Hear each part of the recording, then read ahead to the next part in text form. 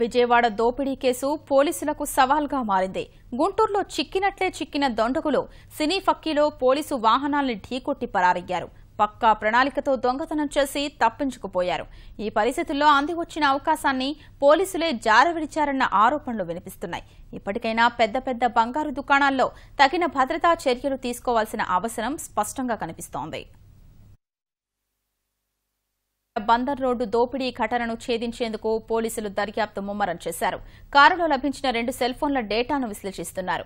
దొంగలు పారిపోతున్నప్పుడు దొరికిన చెప్పులు, దుస్తులు, కత్తిని బట్టి ఎక్కడివారో ఆధారాలు లభించినట్లు సమాచారం.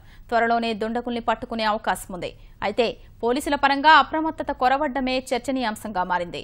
విజయవాడలో దొంగతనం చేయగానే దుండగులు మణిపురం వంతెన ద్వారా గుంటూరులోకి ప్రవేశించారు. పొన్నూరు బస్టాండ్, జిన్నా టవర్, శ్రీనివాసరావు తోట మీదుగా చుట్టుగుంట, ఆ పైన బైపాస్ వంతెన ఎక్కేందుకు ప్రయత్నించారు. ఈలోపు అనుమానాస్పదంగా కారు వస్తున్నట్లు పోలీసులకు పక్కా సమాచారం అందింది. శ్రీనివాసరావు తోట వద్ద కారు ఆపేందుకు పోలీసులు ప్రయత్నించగా వాహనాల్ని ఢీకొట్టి మరీ దుండగులు తప్పించుకున్నారు. సీసీటీవీ దృశ్యాల్లో ఈ విషయం స్పష్టంగా తెలుస్తోంది. ఇక బైపాస్ వంతెన వద్ద పోలీసులు సోదా చేస్తున్నట్లు తెలుసుకుని కారు వదిలేసి దొంగలు పరారయ్యారు. ఈ 2 ప్రాంతాల మధ్య దూరం 2 కిలోమీటర్లే. పోలీసులు సరిగ్గా వెంబడించి ఉంటే పరిస్థితి మరోలా ఉండేదన్న వాదన వినిపిస్తోంది.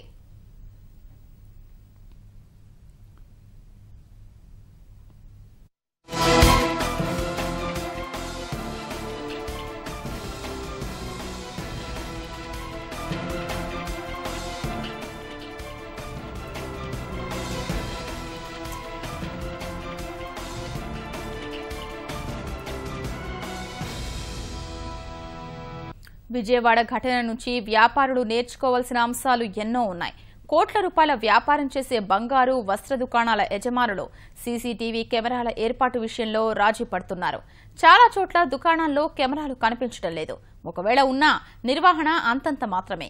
సీసీటీవీ కెమెరాల ఏర్పాటులో నిర్లక్ష్యం ప్రదర్శిస్తున్న యజమానులు అందుకు తగ్గ మూల్యం చెల్లిస్తున్నారు. ఇదే విషయమై పలుమార్లు పోలీసులు అప్రమత్తం చేస్తున్న దుకాణాల యజమానులు పట్టించుకోవడం లేదనే విమర్శలున్నాయి. నేరగాళ్లు కొత్త పద్ధతుల్లో రెచ్చిపోతున్నందున పోలీసులు మరింత అప్రమత్తంగా ఉండాల్సిన అవసరం కనిపిస్తోంది.